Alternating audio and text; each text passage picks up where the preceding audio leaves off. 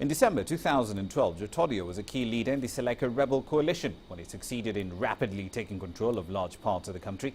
At peace talks in January last year, President Bozize agreed to appoint a prime minister from the opposition and to incorporate the rebels as a whole into the government. Djotodia received the key post of first deputy prime minister for national defence. Now, the peace agreement unravelled in March. C.A.R resumed seizing towns, accusing Bozize of failing to keep his promises. After days of fighting, the rebels then captured Bangui on the 24th of March 2013, forcing Bozize to leave the country, and Djotodia declared himself president. Djotodia said that there would be a 3-year transitional period and that Nicolas Tengaye, the prime minister, would continue to serve. On the 3rd of April that same year, African leaders meeting in Chad declared that they did not recognize Djotodia as president. Instead, they proposed the formation of an inclusive transitional council and the holding of new elections in 18 months, as opposed to 3 years, as originally envisioned by Djotodia. In the months that followed C.A.R's takeover, the group was criticized for continuing to perpetuate violence against civilians. Djotodia was formally sworn in as president on the 18th of August 2013, now following months of the country being plagued by inter-religious violence, which has claimed thousands and forced about 1 million people from their homes.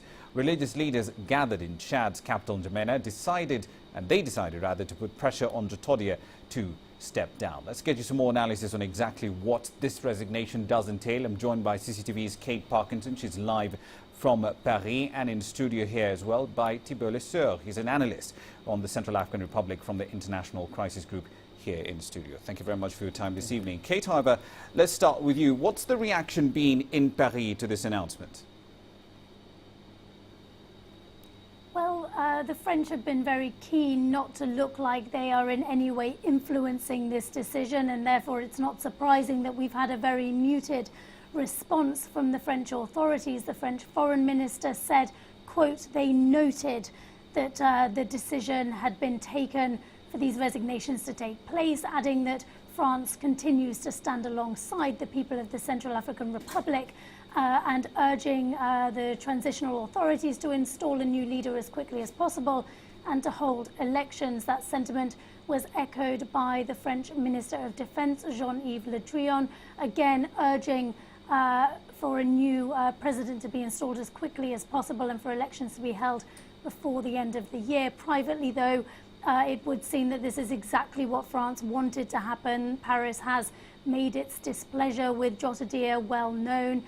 They were not happy with the way he's handled the situation in the country, the inability to stop the violence. And certainly the Defense Minister, Jean-Yves Le Drian, refused to meet with him during a visit a couple of weeks ago to Bangui. And so, as I say, it does seem that this is the outcome that they were hoping for. Indeed. Thibaud, the fact of the matter is that, yes, Michel Djotodia did lose control of the C.A.R coalition as a whole, but can we pin blame on the violence that erupted entirely on him and him alone?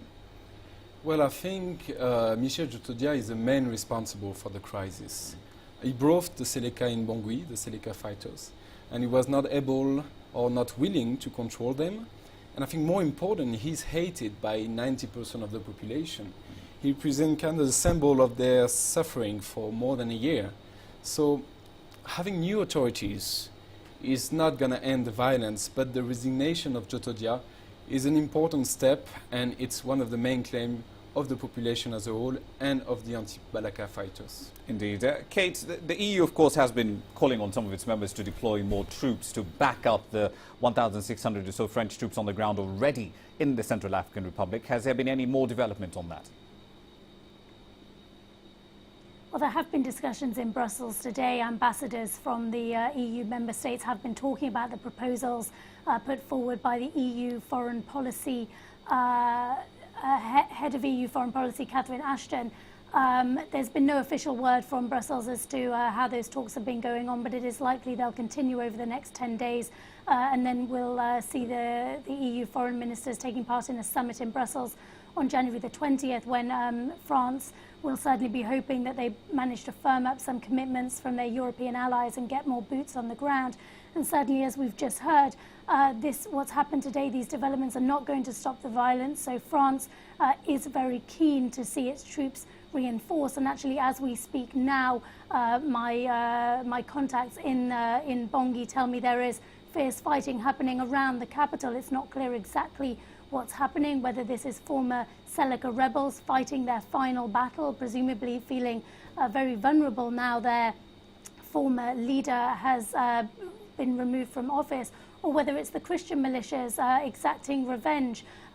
Whatever is happening, though, it is clear that the violence is still continuing in the C.A.R, and certainly more boots are needed on the ground. Mm-hmm.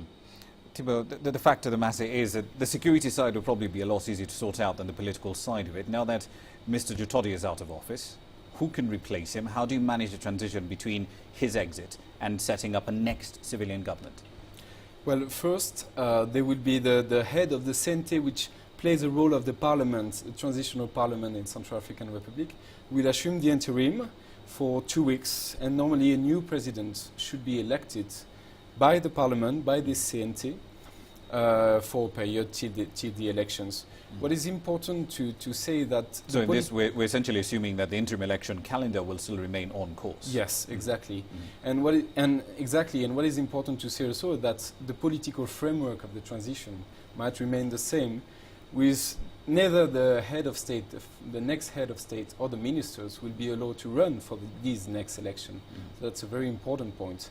So the coming authorities will have a very huge challenge to face, because they will have to disarm the combatants, they will have to restart the economy and the social basic services, and they will have to prepare the next elections. But at the end of the day, not everyone is going to be happy with this sort of arrangement. There are a lot of disgruntled parties that might emerge really from the aftermath of Mr. Djotodia's resignation. How do we make sure that their interests are catered for, but at the same time prevent any future sparking of violence? I think, it's a very good question. I think first it's a security issue. We don't know yet how the Seleka fighters will react to this resignation. So first step has been made by the French troops and the African troops on the ground.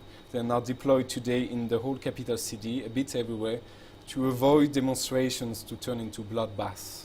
Because what we see now is that the population is between fear and hope. Hope because Djotodia is out, but fear because they don't know how the Seleka fighters will react. So indeed. Lots of interesting things to consider with regard to the C.A.R. We'll have to leave it there for the time being, though. Thank you very much for your time this evening. Thibaud Lesueur from the International Crisis Group, and of course in Paris, Kate Parkinson there. She has of course been covering the crisis in the Central African Republic quite extensively.